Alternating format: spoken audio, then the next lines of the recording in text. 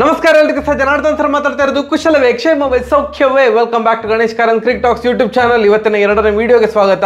ಇವತ್ತಿನ ಎರಡನೇ ಸೆಮಿಫೈನಲ್ ನಡೀತಾ ಇರೋದು ನಮ್ಮ ಭಾರತ ಹಾಗೂ ಇಂಗ್ಲೆಂಡ್ ತಂಡದ ವಿರುದ್ಧ ಗಯಾನಾದಲ್ಲಿ ನಡೀತಾ ಇರೋದು. ಮಳೆ ಪ್ರೆಡಿಕ್ಷನ್ ಉಂಟು. ಅಪ್ಪಿ ತಪ್ಪಿ ವಾಶ್ ಔಟ್ ಆದರೆ ಇವತ್ತು ಮ್ಯಾಚ್ ನಡೆಯದಿದ್ದರೆ ಭಾರತ ಫೈನಲ್ಗೆ ತೇರ್ಗಡೆ ಆಗ್ತದೆ. ಬಿಕಾಸ್ ಅವರ ರನ್ ರೇಟ್ ಒಳ್ಳೆ ಉಂಟು ಮತ್ತು ಅಜೇಯ ತಂಡ ಕಂಪ್ಯಾರಿಟಿವ್ಲಿ ಇಂಗ್ಲೆಂಡ್ಗೆ ಕಂಪೇರ್ ಮಾಡಿದ್ರೆ ಅಜೇಯ ತಂಡ ಅಲ್ವಾ. ಸೊ ಆದ್ದರಿಂದ ರನ್ ರೇಟ್ ಅದು ಇದೆಲ್ಲ ಲೆಕ್ಕಾಚಾರ ಹಾಕಿ ನೋಡಿದಾಗ ಸಹ ಎಲ್ಲದರಲ್ಲಿ ಸಹ ನಾವು ಮುಂದೆ ಇದ್ದೇವೆ. ಸೊ ಆದ್ದರಿಂದ ಫೈನಲ್ಗೆ ಭಾರತ ತೇರ್ಗಡೆ ಆಗ್ತದೆ. ವಾಶ್ ಔಟ್ ಆದರೆ ಆವಾಗ Bharat versus south Africa final ನಡೀತದೆ. ವಾಶ್ ಔಟ್ ಆಗುದಿಲ್ಲ ಅಂತ ಇಟ್ಕೊಳ್ವಾ, ಆಗ ಮುಂದಿನ ವಿಚಾರಗಳೆಲ್ಲ ನಾವು ಮಾತಾಡಬೇಕು. ಈಗ ಯಾವ ಟೀಮು ಸ್ಟ್ರಾಂಗ್ ಉಂಟು ಹೇಳಲಿಕ್ಕೆ ಸಾಧ್ಯವೇ ಇಲ್ಲ. ಭಾರತಕ್ಕೆ ಟಕ್ಕರ್ ಕೊಡುವಂಥ ಏಕೈಕ ತಂಡ ನನಗೆ ಅನಿಸೋದು ಈ ಒಂದು ವರ್ಲ್ಡ್ ಕಪ್ಪಲ್ಲಿ ಫಾರ್ಮ್ ವೈಸ್ ನೋಡಿದಾಗ, ಒಂದು ಅಟ್ಯಾಕಿಂಗ್ ಗೇಮ್ ನೋಡಿದಾಗ, ಗೇಮ್ ಪ್ಲ್ಯಾನ್ ನೋಡಿದಾಗ ನನಗೆ ಇಂಗ್ಲೆಂಡ್ ಅಂತವೇ ಅನಿಸೋದು. ಭಾರತಕ್ಕೆ ಒಂದು ಟಕ್ಕರ್ ಕೊಡುವ ತಂಡ ಅಂತ. ಅದು ಈಗ ಸೆಮಿಫೈನಲಲ್ಲೇ ಸಿಕ್ಕಿರೋದು ಸ್ವಲ್ಪ ನಮಗೆ ಟೆನ್ಷನ್ ಆಗುವಂಥ ಸಮಾಚಾರ. ಇವತ್ತಿನ ಮ್ಯಾಚ್ 50-50. ನಂಗೆ ಗೊತ್ತಿಲ್ಲ ಯಾರು ವಿನ್ ಆಗ್ತಾರೆ ಅಂತ, ನನಗೆ ಸಹ ಗೊತ್ತಿಲ್ಲ. ಪ್ರೆಡಿಕ್ಟ್ ಮಾಡಲಿಕ್ಕೆ ಆಗೋದಿಲ್ಲ, ಎಂತ ಬೇಕಾದ್ರೆ ಆಗ್ಬೋದು. ಅಪ್ಪಿ ತಪ್ಪಿ ಭಾರತ ವಿನ್ ಆದರೆ ಅಫ್ಕೋರ್ಸ್ ಭಾರತಕ್ಕೆ ನಾವು ಸಪೋರ್ಟ್ ಕೊಡ್ತೇವೆ. ಫೈನಲಲ್ಲಿ ಸೌತ್ ಆಫ್ರಿಕಾ ಸೋಲಿ ಅಂತವೇ ಹಾರಿಸ್ತೇವೆ.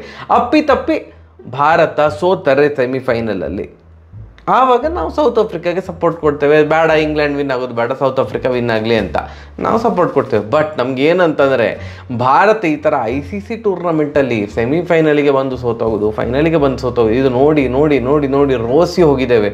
ಸೊ ಆದ್ದರಿಂದ ಭಾರತ ಈ ಸಲ ಕಪ್ ವಿನ್ ಆಗಲಿ ಅಂತವೇ ನಾವೆಲ್ಲರೂ ಸಹ ಆಶಿಸ್ತಾ ಇರೋದು. ಭಾರತದಲ್ಲಿ ಆದರೆ ಟೆನ್ಷನ್ ಮಾಡಿಕೊಳ್ಳುವಂತಹ ಯಾವುದೇ ಒಂದು ಪ್ರಮೇಯ ಇಲ್ವಾ ಭಾರತ ತಂಡದಲ್ಲಿ? ಉಂಟು. ನಾ ಈಗಲೇ ಹೇಳ್ತಾ ಇದ್ದೇನೆ, ನೀವು ಒಫೆಂಡ್ ಆಗುವಂಥ ವ್ಯಕ್ತಿ ಆದರೆ, ಯಾವುದಾದ್ರೂ ಒಂದು ವ್ಯಕ್ತಿಯನ್ನು ಹೊಗಳಬೇಕು ಅಂತ ನೀವು ಕಾಯ್ತಾ ಇದ್ದರೆ ಈಗಲೇ ನೀವು ವಿಡಿಯೋ ಎಕ್ಸಿಟ್ ಆಗಿ. ಸುಮ್ಮನೆ ನಾನೇನೋ ಮಾತಾಡೋದು ಕಮೆಂಟ್ ಸೆಕ್ಷನಲ್ಲಿ ಉಗಿಯೋದೆಲ್ಲ ಮಾಡಬೇಡಿ. ಅಂದರೆ ಪ್ರಾಕ್ಟಿಕಲಾಗಿ ಹೇಳ್ತಾ ಇರೋದು. ಎರಡು ಪ್ಲೇಯರ್ಸ್ ಇದು ಫಾರ್ಮು ಭಾರಿ ಚಿಂತೆ ತಂದಿದೆ ಭಾರತ ತಂಡಕ್ಕೆ. ಒಂದು ಅಫ್ಕೋರ್ಸು ವಿರಾಟ್ ಕೊಹ್ಲಿ ಅವರ ಫಾರ್ಮು. ಅವರು ಸಡನ್ನಾಗಿ ಕನ್ಸಿಸ್ಟೆಂಟಾಗಿ ಔಟ್ ಆಫ್ ಫಾರ್ಮ್ ಹೋಗ್ತಾರೆ ಅಂತ ಯಾರು ಅಂದ್ಕೊಂಡಿರಲಿಲ್ಲ. ಈಗ 6 ಮ್ಯಾಚಲ್ಲಿ ಅವ್ರು ಹೊಡೆದಿರೋದು ಕೇವಲ 65 ರನ್. ಓ ಮೈ ಗಾಡ್, ನಾನು ಕನ್ಸು ಮನಸ್ಸಲ್ಲಿ ಸಹ ಅಂದ್ಕೊಂಡೆ. ಸ್ಟ್ರೈಕ್ ರೇಟ್ ಅದಿದೆಲ್ಲ ಬಿಟ್ಟಾಕಿ. ಮೊದಲೆಲ್ಲ ಸ್ಟ್ರೈಕ್ ರೇಟ್ ಬಗ್ಗೆ ಎಲ್ಲ ಮಾತಾಡ್ತೀವಿ, ವಿರಾಟ್ ಕೊಹ್ಲಿದು ಸ್ಟ್ರೈಕ್ ರೇಟು ಕಡಿಮೆ ಅಂತ ಅಂದ್ಕೊಂಡು. ಸ್ಟ್ರೈಕ್ ರೇಟ್ ಬಿಟ್ಟಾಕಿ, ರನ್ನೇ ಬರ್ತಾ ಇಲ್ಲ. 6 ಮ್ಯಾಚಲ್ಲಿ 65 ರನ್ ಹೊಡೆದಿರೋದು, ಅದರಲ್ಲಿ 2 ಡಕ್. ಸೊ 4 ಮ್ಯಾಚಲ್ಲಿ ಹೊಡೆದಾಗ ಆಯಿತು. 6 ಮ್ಯಾಚಲ್ಲಿ 65 ರನ್. ಈ ಥರದ ಕೊಹ್ಲಿ ಅವರನ್ನು ICC ಟೂರ್ನಮೆಂಟಲ್ಲಿ ನಾನು ನೋಡಲಿಲ್ಲ. ಇಷ್ಟು ಸಹ ಔಟ್ ಆಫ್ ಫಾರ್ಮು ವಿರಾಟ್ ಕೊಹ್ಲಿಯನ್ನು ನಾನು ನೋಡಲಿಲ್ಲ. ICC ಟೂರ್ನಮೆಂಟಲ್ಲಿ ನೋಡಿದಂಥ ನೆನಪು ನನಗಿಲ್ಲ. But semifinal world cup T20 world cup semifinal ಅಂತ ನಾವು ಪರಿಗಣಿಸಿದರೆ ಕೊಹ್ಲಿ ಅವರದು ಟ್ರೆಮೆಂಡಸ್ ಅಚೀವ್ಮೆಂಟ್ ಉಂಟು. ಒಳ್ಳೆ ಸಕ್ಕದಾಗಿ ಆಡಿದ್ದಾರೆ ಸೆಮಿಫೈನಲ್ಗಳಲ್ಲೆಲ್ಲ.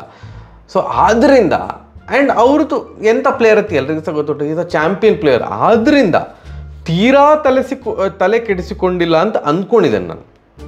ಭಾರತ ಮ್ಯಾನೇಜ್ಮೆಂಟ್ ಕೊಹ್ಲಿ ಅವರು ಔಟ್ ಆಫ್ ಫಾರ್ಮ್ ಇದ್ದರೂ ಕೂಡ, ಅವರದ್ದು ಕಾಂಟ್ರಿಬ್ಯೂಷನ್ ಏನೇ ಇಲ್ದಿದ್ರೂ ಕೂಡ ಭಾರತ ಅಜೇಯ ತಂಡವಾಗಿ ಸೆಮಿಫೈನಲಿಗೆ ಬಂದಿರೋದ್ರಿಂದಾಗಿ ಆಗ ತೀರಾ ತಲೆ ಕೆಡಿಸ್ಕೊಂಡಿಲ್ಲ. ಎಲ್ಲಿಯಾದರೂ ಸೋತು ಹಾಗೆಲ್ಲ ಲಕ್ಕಲ್ಲಿ ಬಂದಿದೆ, ಆಗ ಭಾರಿ ಚರ್ಚೆಗೆ ಇದಾಗ್ತಾ ಇತ್ತು, ಎಡೆ ಮಾಡಿ ಕೊಡ್ತಾ ಇತ್ತು ಈ ಒಂದು ಸಿಚುವೇಶನ್. ಆದ್ದರಿಂದ ಇದು ಈಗ ಎಲ್ಲ ಮ್ಯಾಚ್ ವಿನ್ ಆಗಿರೋದ್ರಿಂದ ಅಷ್ಟು ತಲೆ ಕೆಡಿಸ್ಕೊಳ್ತಾ ಇಲ್ಲ ಅಂತ ಅಂದ್ಕೊಂಡಿದ್ದೇನೆ. ಕೊಹ್ಲಿ ಅವ್ರ ಫಾರ್ಮಿಗೆ ಬಂದರೆ ರೈಟ್ ಟೈಮ್, ಇದು right moment to come to the form. So ಫಾರ್ಮಿಗೆ ಬಂದರೆ ಭಾರಿ ಖುಷಿಯ ವಿಚಾರ. ಆ್ಯಂಡ್ ಸುಮಾರು ಜನ ಎಂತ ಈಗ ಇನ್ಕ್ಲೂಡಿಂಗ್ ನನಗೆ ಅವರು ಓಪನಿಂಗ್ ಯಾಕೋ ಸೂಟ್ ಆಗ್ತಾ ಇಲ್ಲ ಅಂತವೇ ನನಗೆ ಅನ್ನಿಸ್ತಾ ಉಂಟು. ಸೊ ಜೈಸ್ವಾಲ್ ಅವ್ರನ್ನ ಹಾಕ್ಕೊಳ್ತಾರಾ? ಡೈರೆಕ್ಟಾಗಿ ಸೆಮಿಫೈನಲಿಗೆ ಈ ಥರ ಗ್ಯಾಂಬಲ್ ಮಾಡ್ತಾರಾ? ಲೀಗ್ ಹಂತದಲ್ಲಿ ಮಾಡಲಿಲ್ಲ, ಸೂಪರ್ 8ಅಲ್ಲಿ ಮಾಡಲಿಲ್ಲ, ಡೈರೆಕ್ಟ್ ಸೆಮಿಫೈನಲ್ಗೆ ಜೈಸ್ವಾಲ್ ಅವ್ರನ್ನು ಕರ್ಕೊಂಬಂದು ವಿರಾಟ್ ಕೊಹ್ಲಿ ಅವ್ರನ್ನು 1 ಡೌನ್ ಆಡಿಸಿ ದುಬೆ ಅವ್ರನ್ನು ಕಿತ್ತು ತೆಗಿತಾರಾ? I don't think so. ಇನ್ನೂ ಎಕ್ಸ್ಪರಿಮೆಂಟ್ ಮಾಡೋದು ಡೌಟು ಬ್ಯಾಟಿಂಗ್ ಆರ್ಡರಲ್ಲಿ ಅಂತ ನಂಗೆ ಅನ್ನಿಸ್ತಾ ಉಂಟು. ಸೊ ಆದ್ದರಿಂದ ದೇ ಮೈಟ್ ಗೋ ವಿತ್ ಇವರೇ ಏನು ನಮ್ಮ ವಿರಾಟ್ ಕೊಹ್ಲಿ ಅವ್ರನ್ನೇ ಆಡಿಸಬಹುದು. ಆ್ಯಂಡ್ ಇನ್ನೊಂದು ಪ್ಲೇಯರ್ ಬಗ್ಗೆ ನಾನು ಹೇಳಿದ್ನಲ್ಲ, 2 ಪ್ಲೇಯರ್ ಅಂತ. ಇನ್ನೊಂದು ಪ್ಲೇಯರ್ ರವೀಂದ್ರ ಜಡೇಜಾ ಎಂತ ಮಾತಾಡ್ತೀವಿ ಬ್ರೋ? ಅವರು 6 ಮ್ಯಾಚಲ್ಲಿ ತೆಗೆದಿರೋದು ಒಂದೇ ವಿಕೆಟ್ ತೆಗೆದಿರೋದು. ಹೊಡೆದಿರುವ ರನ್ 16. 6 ಮ್ಯಾಚಲ್ಲಿ 14. ಅವರಿಗೆ ಬ್ಯಾಟಿಂಗ್ ಆಪರ್ಚುನಿಟಿ ಕಡಿಮೆ ಸಿಗೋದು, ಲೋವರ್ ಆರ್ಡ್ರಲ್ಲಿ ಬರೋದು. ಬಟ್ ಸ್ಟಿಲ್ ಅಕ್ಷರ್ ಪಟೇಲ್ ಅವರಕ್ಕಿಂತ ಜಾಸ್ತಿ ಯಶಸ್ಸನ್ನು ಕಂಡಿದ್ದಾರೆ ಈ T20 ವರ್ಲ್ಡ್ ಕಪ್ಪಲ್ಲಿ. ಹೂ ಇಸ್ ಬೆಟರ್ ಪ್ಲೇಯರ್ ಆಗಿದೆ? ಅಕ್ಷರ್ ಪಟೇಲ್ ಬೆಟರ್ ಪ್ಲೇಯರಾ? ಜಡೇಜಾ ಈಸ್ ಒಂಥರ ಲೆಜೆಂಡೇ ಭಾರತದ ಕ್ರಿಕೆಟ್ ಪಾಲಿಗೆ, ಒಂಥರ ಲೆಜೆಂಡೇ ಈಸ್. ಅವರ ಒಂದು ಸಾಮರ್ಥ್ಯಕ್ಕೆ ಅನುಗುಣವಾಗಿ ಪರ್ಫಾರ್ಮೆನ್ಸ್ ಬಂದಿಲ್ಲ ಈ ವರ್ಲ್ಡ್ ಕಪ್ಪಲ್ಲಿ. 6 ಮ್ಯಾಚಲ್ಲಿ 16 run is too low and ಒಂದೇ ವಿಕೆಟ್ ತೆಗೆದಿರೋದು. ಸೊ ಆದ್ದರಿಂದ ಅವರನ್ನು ಕೂರಿಸಿ ಭಾರತದ ಬ್ಯಾಟಿಂಗನ್ನು ನಂಬಿ, ವಿರಾಟ್ ಕೊಹ್ಲಿ, ದುಬೆ ಅವರು ಎಲ್ಲರನ್ನು ನಂಬಿ ಅವರನ್ನು ಕೂರಿಸಿ ಬೌಲಿಂಗನ್ನು ಬಲಗೊಳಿಸಲಿಕ್ಕೆ ಚಹಲ್ ಅವರನ್ನು ಆಡಿಸ್ತಾರಾ? ಆಡಿಸಿದರೆ ನನಗೆ ಸರ್ಪ್ರೈಸ್ ಆಗೋದಿಲ್ಲ. ವಾಟ್ರಶಿ ಗ್ಯಾಂಬಲ್ ತಗೊಳ್ಳುವ, 2 ರಿಸ್ಟ್ ಸ್ಪಿನ್ನರು ಮತ್ತು ಒಂದು ಅಕ್ಷರ್ ಪಟೇಲನ್ನು ಇಟ್ಕೊಳ್ಳುವ ಅಂತ ಒಂದು ನಿರ್ಣಯಕ್ಕೆ ಬಂದರೂ ಆಶ್ಚರ್ಯ ಇಲ್ಲ.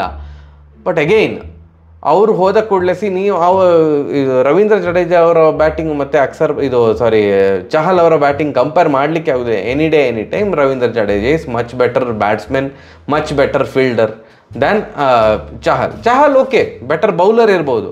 ಸೊ ಬೌಲಿಂಗ್ ಸ್ಟ್ರಾಂಗ್ ಮಾಡ್ಲಿಕ್ಕೆ ಹೋಗಿ ಬ್ಯಾಟಿಂಗ್ ಮತ್ತೆ ಸ್ವಲ್ಪ ಟೆನ್ಷನ್ ಆಗ್ಲಿಕ್ಕೆ ಸ್ಟಾರ್ಟ್ ಆಗ್ತದಲ್ಲ, ಸ್ವಲ್ಪ ವಿಕೆಟ್ ಇಟ್ಕೊಳ್ಬೇಕು ಮಾರೆ, ಒಂದು ಬ್ಯಾಟ್ಸ್ಮನ್ ಶಾರ್ಟ್ ಆಗಿದ್ದಾರೆ ಹಾಗೀಗೆ ಅಂತ ಒಂದು ಟೆನ್ಷನ್ ಆಗುವಂಥ ಸಾಧ್ಯತೆ ಇದೆ. ಸೊ ಆದ್ದರಿಂದ ಒಂದು ರೇಂಜಿನ ತಲೆನೋವು ಭಾರತ ತಂಡಕ್ಕೆ ಖಂಡಿತ ಉಂಟು. ಈಗ ನೀವು ಇಂಗ್ಲೆಂಡ್ ತಂಡ ಕಂಪೇರ್ ಮಾಡಿದರೆ ಐ ಡೋಂಟ್ ಥಿಂಕ್ ಸೊ ಅವರು ಪ್ಲೇಯಿಂಗ್ 11 ಚೇಂಜ್ ಮಾಡಬೇಕು ಆ ಥರ ಎಲ್ಲ ಯೋಚಿಸ್ತಾ ಇಲ್ವೋ ಏನೋ. They are super good. ಇವರು ಭಾರತ ಪ್ಲೇಯಿಂಗ್ 11 ಚೇಂಜ್ ಮಾಡಲಿಕ್ಕಿಲ್ಲ. ಪ್ಲೇಯಿಂಗ್ 11 ಚೇಂಜ್ ಮಾಡುವಂಥ ಆಲೋಚನೆ ಇರದಿದ್ರು ಕೂಡ ಬ್ಯಾಕ್ ಆಫ್ ದ ಮೈಂಡ್ ಇದೆಲ್ಲ ಓಡ್ತಾ ಇರ್ತದೆ, ಖಂಡಿತ ಓಡ್ತಾ ಇರ್ತದೆ. ವಿರಾಟ್ ಕೊಹ್ಲಿ ಅವರು ಆಲ್ ಆಫ್ ಅ ಸಡನ್ ಫಾರ್ಮಿಗೆ ಅಂದರೆ ಔಟ್ ಆಫ್ ಫಾರ್ಮ್ ಹೋಗಿರೋದು ಒಂಥರ ಒಂದು ಏನೋ ಬೇಸರದ ಸಂಗತಿ ಥರ ಇರ್ತದೆ ಅಲ್ವಾ. ಈಗ ನಾನು ಸುಮ್ಮನೆ ಹೇಳೋದು, ವಿರಾಟ್ ಕೊಹ್ಲಿ ಅವರು ಕ್ಯಾಪ್ಟನ್ ಆಗಿದ್ದು, ವಿರಾಟ್ ಕೊಹ್ಲಿ ಅವರು ಸೂಪರ್ ಆಗಿ ರನ್ ಪೇರಿಸಿ ರೋಹಿತ್ ಶರ್ಮಾ ಅವರು ಲಿಟ್ರಲಿ ಔಟ್ ಆಫ್ ಫಾರ್ಮ್ ಹೋಗಿದ್ದಾರೆ ಸರ್, ರೋಹಿತ್ ಶರ್ಮಾ ಅವ್ರನ್ನ ತೆಗಿತಾ ಇರಲಿಲ್ಲ. ಲೈಕ್ ವೈಸ್ ಈಗ ರೋಹಿತ್ ಶರ್ಮಾ ಅವರು ಕ್ಯಾಪ್ಟನ್ನು, ರೋಹಿತ್ ಶರ್ಮಾ ಅವರು ಚಂದ ಮಾಡಿ ಆಡಿದ್ದಾರೆ ಲಾಸ್ಟ್ ಮ್ಯಾಚಲ್ಲೆಲ್ಲ.